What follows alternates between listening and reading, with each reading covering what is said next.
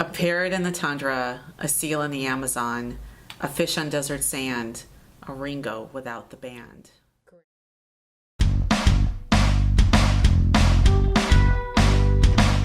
These Dire Mess is my third book. And what's very different about this book versus the previous two books that I had written is in this one, you really get inside my head and you really get inside my heart. When I wrote this book, I was a 20-something Gen Xer. It was something inside of me triggered and thought, something isn't right. I seem to be doing all the right things. I have my college education, I have a good job, I'm married, I have a condo in the suburbs, but inside of me something felt very, very broken.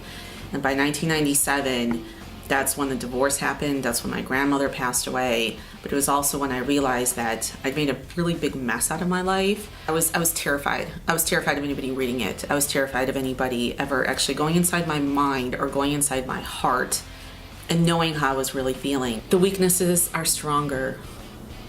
The strength has weakened. What if you made your choices before you were fully aware of the possibilities that existed? A seal in the Amazon. A fish on desert sand. Commenced at one late Friday, December evening in the city, when the moon shined bright at 10:30 p.m. and a woman walked down the street, all excited and giddy. As she strolled up the stairs into the restaurant on that one dangerous and destined Friday night, she saw him sitting there, the man in black. And in that moment, she knew that it would be all right. So in the book, there's a piece called Lily.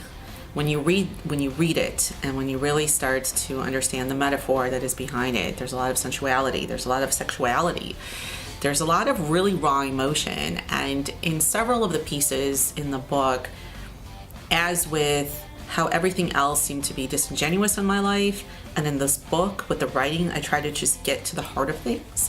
I also allowed myself to explore what was I feeling sexually. And especially if you're a 20-something woman, in the 90s, when it was before the age of YouTube and it was before the age of, everybody watching porn on their computer screen, this was a different time. There was more sense of privacy and intimacy, but there was less of a permission slip to just feel your sexuality, especially if you're a woman. And again, if you look on surface, I was doing the good girl. I was being the good girl. I went to college. I got married. I bought the piece of property. I spent time with my friends. I spent time with my family. I did everything that I was supposed to do. But I was living a double life, and I felt that for me at least, being in my 20s is when I started to explore my sexuality. Who am I as a woman? And the stronger you become as a woman, at least for me, the stronger your sexuality becomes. And how do you awaken that within the context of living a life that's not even your own? What do you do when you only have one crayon to color the world with?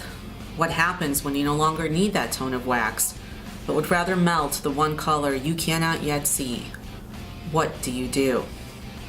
I danced harder than I've ever danced before or after, increasing my heart rate and releasing all the confusion in my head, instead synapsing and synchronizing the heart and the mind into one joyous soul. I wanted to dance. And to me, dancing was this very primal, ritualistic expression where, you become a whirling dervish and you just spin and you dance and you lose yourself and you completely just surrender and submit yourself to whatever is happening around you with the energy, whether it's at a concert with a band, whether it was going to the Limelight Club, whether it was going to Crowbar. So these were the nightclubs I attended. These were the concerts where I danced a lot. These were the movies that I watched. These are the television series that I watched. And I feel like that essence of pop culture that especially we as Gen Xers is so ingrained as to who we are, I feel like that really sets the tone of where I was spending my time and how I was feeling about spending my time and my public self versus the private self, which is the poetry itself.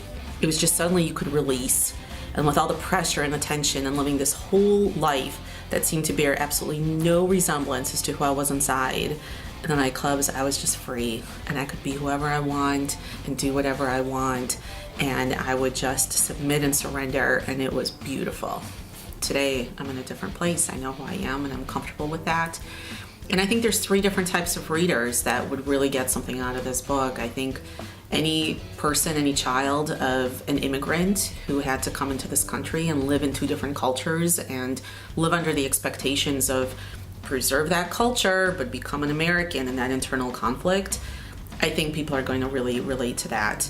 I also think that anyone who has ever had to just come to grips with their life and realize, hey, you know what, perhaps the life that I'm living right now isn't so authentic, and perhaps it's time to live a more authentic life, but that means there's some risks that needs to happen. You know, people go through tough times, but there is a light at the end of the tunnel. It may not be pleasant crawling through that tunnel, and it may not feel nice, and it may not smell nice, and it may not look nice, but that's okay. You have to crawl through that tunnel and realize there's a light on the other side, and I'm just hoping that there's just a little glimmer of hope and a little glimmer of light for other people after they've read this book.